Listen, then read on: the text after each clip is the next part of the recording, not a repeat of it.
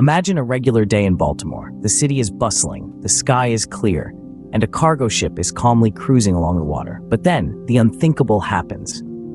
The cargo ship collides into the iconic Francis Scott Key Bridge, causing a sudden catastrophic collapse. This isn't a scene from a disaster movie, but a real-life event that unfolded on an ordinary day.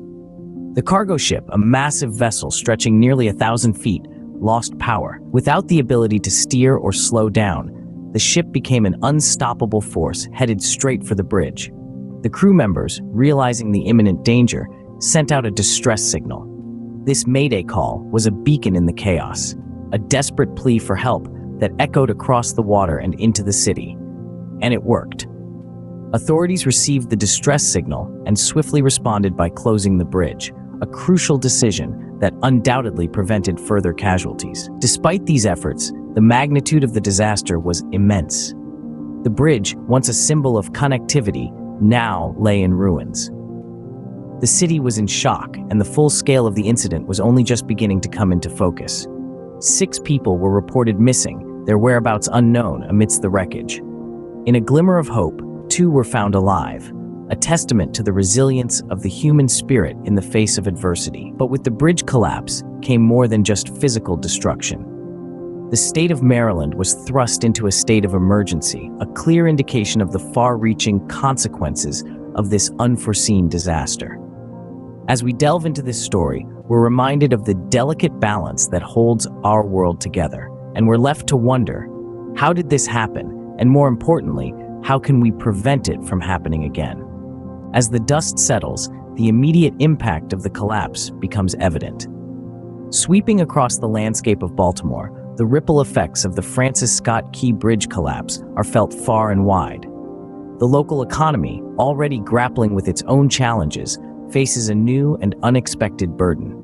Distribution centers, once the beating heart of the city's commerce, now lie in a state of limbo, their arteries blocked by the fallen giant. The collapse didn't just bring down a bridge, it also caused a sharp decline in the share prices of transportation and coal mining companies. Investors, sensing the uncertainty and potential disruption, reacted swiftly, leading to a drop in the stock market. The collapse has not only shattered concrete and steel, but also confidence in the city's infrastructure. The Port of Baltimore, a vital cog in the region's economic machine, stands eerily silent, the constant hum of activity replaced with an unsettling quiet. Shipments, the lifeblood of the port, are now blocked indefinitely. A cargo ship collision doesn't just damage infrastructure, it disrupts the rhythm of trade, the heartbeat of the economy. The port, a major hub for roll-on, roll-off cargo like vehicles and heavy equipment, is now grappling with a logistical nightmare. Major corporations like General Motors and Ford are now seeking alternative shipping routes, a task easier said than done. The ripple effects of the collapse are felt far beyond the city's borders, impacting the national and even international supply chains. The fallout doesn't stop there. Coal exports, a significant contributor to the region's economy, face a daunting challenge. The closure also affects imports such as gypsum and sugar, and even cruise ship operations. The sweet taste of ice cream may soon turn bitter as supply chains struggle to adapt to the new reality. Every crisis has a ripple effect. Industries from cars to coal to ice cream are about to feel the impact. The Baltimore Bridge collapse is a stark reminder of how a single incident can send shockwaves through the fabric of society, disrupting the rhythm of daily life and commerce, and leaving a lasting imprint on the landscape of a city. As questions arise, the focus shifts to the bridge's structural integrity. In the aftermath of the catastrophic collapse of Baltimore's Francis Scott Key Bridge, doubts have been cast on the safety measures in place and whether they were adequate to prevent such a calamity. Central to this debate are the bridge's safety features. Did they perform as expected, or were they found wanting when put to the ultimate test? The incident has sparked intense discussions about the implementation of protective structures known as dolphins. These structures serve as a protective shield, absorbing the impact of a collision and preventing it from reaching the bridge's main structure. To fully grasp the significance of this conversation, we must journey back in time to the year 1980. That's when the Sunshine Skyway Bridge disaster occurred, a chillingly similar incident where a freighter collided with the bridge, causing a large section of it to collapse. Dolphins were subsequently installed to prevent a repeat of the disaster. Today, experts are divided on the feasibility and effectiveness of such measures. On one side of the debate, there's a strong argument for retrofitting existing bridges with dolphins. Advocates argue that the cost of these protective structures pales in comparison to the human and economic toll of a bridge collapse. On the other hand, skeptics raise valid concerns about practicality.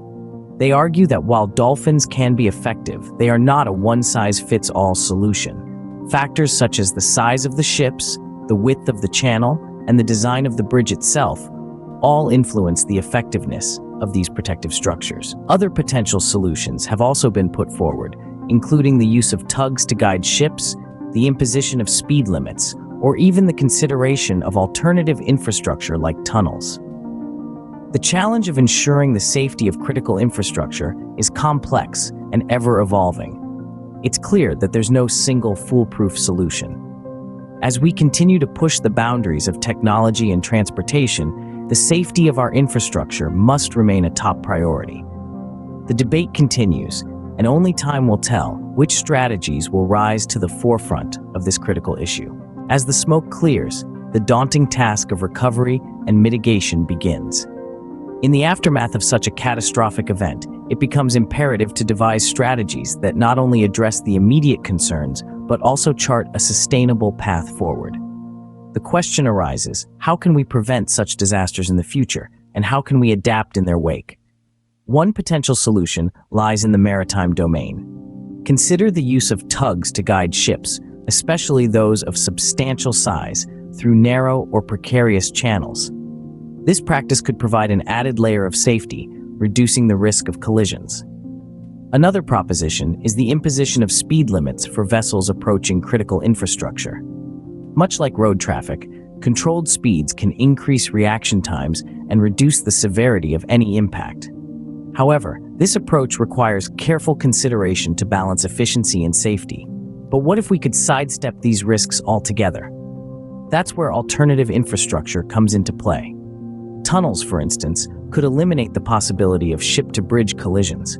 While this may seem like a radical shift, it's worth exploring for its potential to safeguard our critical structures. Yet, the path forward isn't just about prevention. It's also about adaptability. Take, for instance, companies that are now seeking alternative shipping routes in light of the Baltimore Bridge collapse. This demonstrates a resilience and agility that is crucial in navigating such disruptions. It's about turning a challenge into an opportunity, finding new ways to keep our industries moving, from automotive to agriculture. Of course, these solutions aren't without their complexities. They require investment, time, and a willingness to change. But if they can help prevent future disasters or lessen their impact, then surely they're worth considering. The road to recovery is long, but with resilience and innovation, there is hope. What happens when a key piece of infrastructure collapses unexpectedly? Let's look at the long-term implications. The Baltimore Bridge collapse has sent shockwaves not just through the city, but through the entire country. This isn't just about a bridge. It's about the lifeline that connects businesses, fuels economies, and supports our daily lives. When that lifeline snaps, the effects can be catastrophic. Let's take a step back and look at the bigger picture. The Port of Baltimore is a major hub for roll-on, roll-off cargo like vehicles and heavy equipment. With the bridge out of commission, this vital artery is blocked and shipments in and out of the port are indefinitely halted. Industries such as automotive, construction, and agriculture are directly impacted. Major companies like General Motors and Ford are now scrambling to find alternative shipping routes. But the ripple effects don't stop there. The closure also disrupts coal exports, gypsum, sugar imports, and even cruise ship operations. And it's not just the big corporations that are feeling the pinch. The local economy, heavily reliant on these industries, is expected to bear the brunt of the disruption. The extent of the impact, however, is not just about the immediate aftermath. It's also about how long it takes to get back on course. The longer the closure lasts, the more severe the consequences. Rerouting efficiency becomes a crucial factor here. The quicker we can create and adapt to new routes, the less severe the economic fallout will be. But even with the most efficient rerouting, the damage has been done. The collapse of the Baltimore Bridge has exposed the vulnerability of our infrastructure and the need for better safeguards. It has sparked important conversations about the balance between practicality and risk mitigation. The Baltimore Bridge collapse serves as a stark reminder of our reliance on infrastructure and the far-reaching consequences when it fails.